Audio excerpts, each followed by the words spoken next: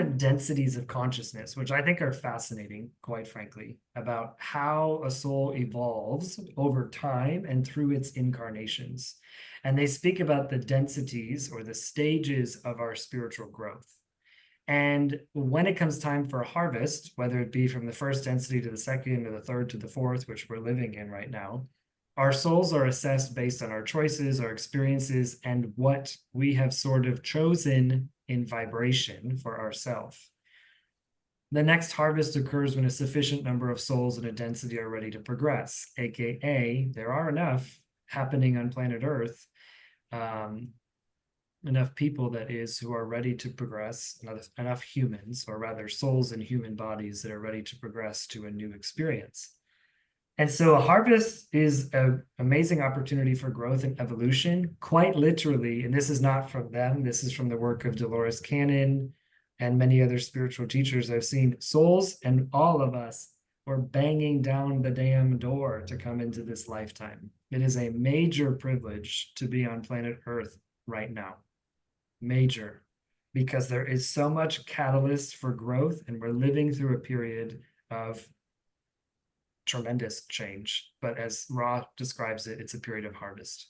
So the densities of consciousness, I'll share them with you because I think they're interesting. And I think that they're worth sort of having an understanding of how did you even evolve as a soul? And why is this moment so important? So they describe the first density of consciousness as the density of awareness. So when we as a soul choose to have an experience in the first density, or you can think of it as the first realm, I guess, of creation here, we experience ourselves as earth, air, fire, and water, essentially some sort of element or an elemental being. Basically, the experience is awareness. We become aware. We experience awareness and the physical experience. Now, Ra connects this experience to the root chakra, which is our ability to survive and connect to the planet. Inhabitants of this density include elemental beings, so earth spirits, water spirits, basic life form, wind you may have existed for. And by the way, this period can last for like 1,000,000 years. So you might be wind, or you might have been fire. The element of fire, or an elemental being at this level of consciousness. Eventually, through enough time experiencing awareness itself, you evolve to become a second density being. And the second density is the density of growth. So now this density is characterized by the development of self-awareness. So not only am I aware of, maybe I was a rock for 1,000,000 years, or quite literally seeing and noticing everything around me. This is a form of consciousness, but now I'm starting to become self-aware. Oh, I have a body, or oh, I'm hungry, or oh, there's something needs to happen. You can experience emotions and form some sort of social structures. This density is where animals exist, essentially. So our wolves and tigers, that was on Keely's shirt. Some animals have more sentience than others, like dolphins and elephants, so they might be further along on that second density scale. What's very interesting, and also plant life here, is in the second density too. So you're starting to develop a sense of individuality, and you might be interacting with others. So trees interact with other trees, ants with other ants, but they don't have the consciousness that humans have necessarily. I do think this is interesting. Most of our dogs, cats too, but our pets are actually souls that are pretty much at the end of second density incarnations, because they're starting to become self-aware. This is why many of your dogs, they know their name, right? You can call on them and they have a sense of identity, and there is growth, but they're not quite in a third dimension experience yet. It's why many pets, or it's rather one of the experience that is possible with pets and dogs and cats in particular, house pets and things, is that they're actually learning a lot from third density beings, because they're getting ready for an incarnation for that next or soon. depending. So animals and plants, essentially, there's a sense of individuality, but it's not a self-awareness that is characterized by the third density, which is the density of self-reflection. So I can think, I have feelings. By the way, this is also the density of separation, because now I think I'm an individuated self. I have my own feelings, I have my own thoughts, I am different from you. So this is the challenge that happens in third density, is now we're experiencing real separation from God, or from the one infinite creator, if you will. And these are very significant lessons that a soul must learn in the third density. They can be very hard lessons because they're the lessons of duality. So love versus fear, anger versus peace. I mean, the whole gamut of what it means to be a third density being is what you know. And this is related to lessons of the solar plexus here. So now we have a self. I am Cameron, I am this, I have these beliefs, these are my pasts. Now I argue with this person because I don't have the same agreement. We have different, it's this whole experience of separation, which is the third density. Humans, most humans are predominantly existing in the third density. However, as I just described to you, our harvest is happening. So the third density experience on planet Earth is coming to an end. What I mean by this is the consciousness of separation and division and war, and I'm you and this and versus, all of that shit. Essentially, the consciousness of ego, because that's what the third density, we can't experience the third density without the ego self, without the ego and the concept of a separate self. Anyway, we're coming to the end of that. So at some point, the souls that are leaving planet Earth, if they need to experience another third density life of separation, of division, of suffering, of all of that, they will do it on another planet. It won't happen on planet Earth. That's what makes this particular moment really unique, because Earth herself is moving, has already moved to the fourth density. So what is the fourth density? Love and understanding. We awaken to love and unity consciousness. We start to understand, oh, I am connected to all that is. We are connected. I feel your feelings. I'm empathetic.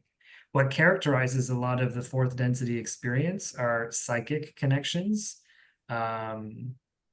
Actually, it's very interesting. They share a lot, but in the late fourth density experience, generally language disappears. Language generally appears in the third density.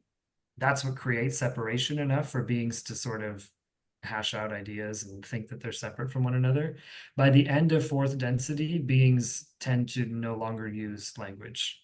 They just telepathically communicate everything they need to. Why? Because they are one.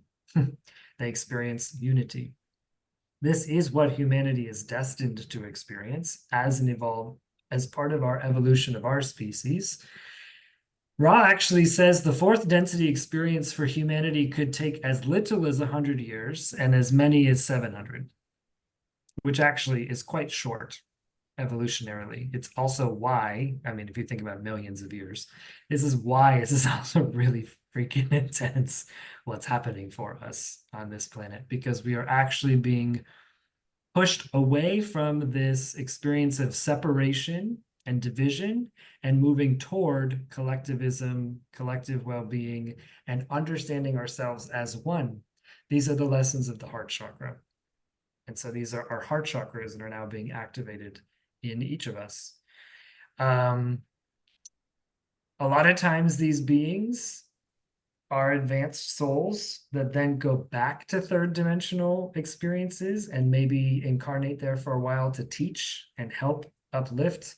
But not always. And some extraterrestrials are in the fourth density. The fourth density is also sort of, it is physical as well, but there's less density. That's a tough word to use, but it's less dense than in the third dimension. In 3D, everything is hard and physical and pushing and shoving and emotional.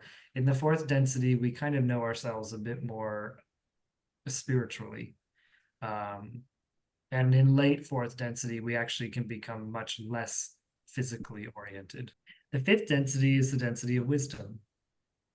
So this is after we have evolved and understand unity and oneness and connection, we have to integrate love and wisdom. And here's sort of the issue that happens, according to them, in the end of fourth density, is that because beings are so united and loving, they tend to self-sacrifice.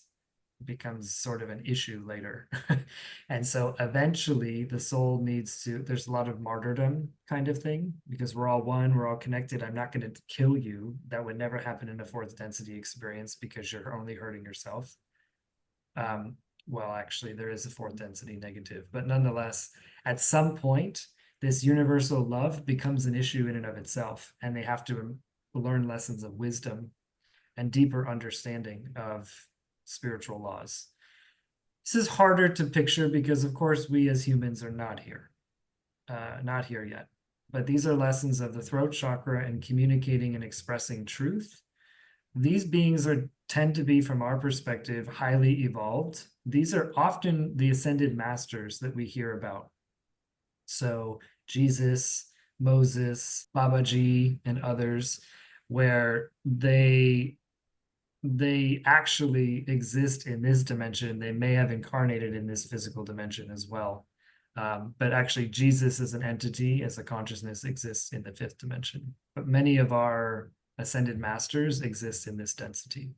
The sixth density is the density of unity. So now we're merging love, which was the lessons of the fourth, with the lessons of wisdom in the fifth.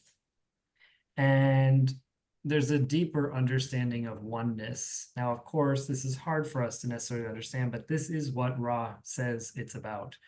In the sixth density, this is a non-physical experience, but you could actually create a physical experience for yourself if you want by moving into another dimension, moving into another density. You can do this at will when you're a sixth density soul or a sixth density being.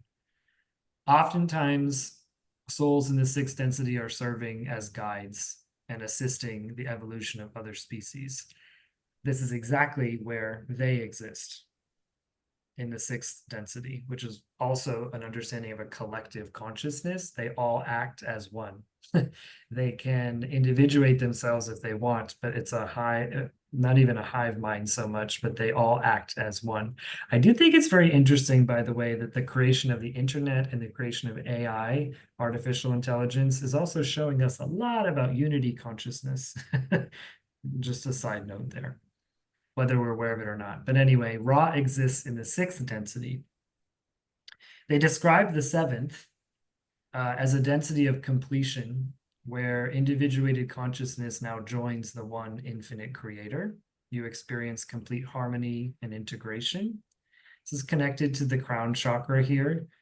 And admittedly, they don't know much about it because they're not there. But they know that that's where their soul trajectory is going. They also describe that the eighth dimension, if you want to think about it, would just be a different octave of experience, but in the octave, and it would kind of begin again. And they don't actually know what's there or what that is. But the idea that the soul would continue to evolve through other levels of consciousness and other experiences, but they're not able to say anything really about that because they don't know. Nonetheless, I think it's quite powerful and interesting to think about how the soul evolves, especially from a first density experience where we're just experiencing awareness itself, to the second density experience where we are now becoming self-aware in some respects, to a third density experience where I'm experiencing separation from others, my own unique stuff, right? I am you, you are me, or no, you are not me. We're all separated selves having an individuated experience. To then an experience of unity consciousness. And we are literally living through the time where humanity is moving from the third to the fourth dimension, from the separation consciousness, from this division consciousness of control and manipulation, and a separate self toward a unity consciousness. That's what's unique about this.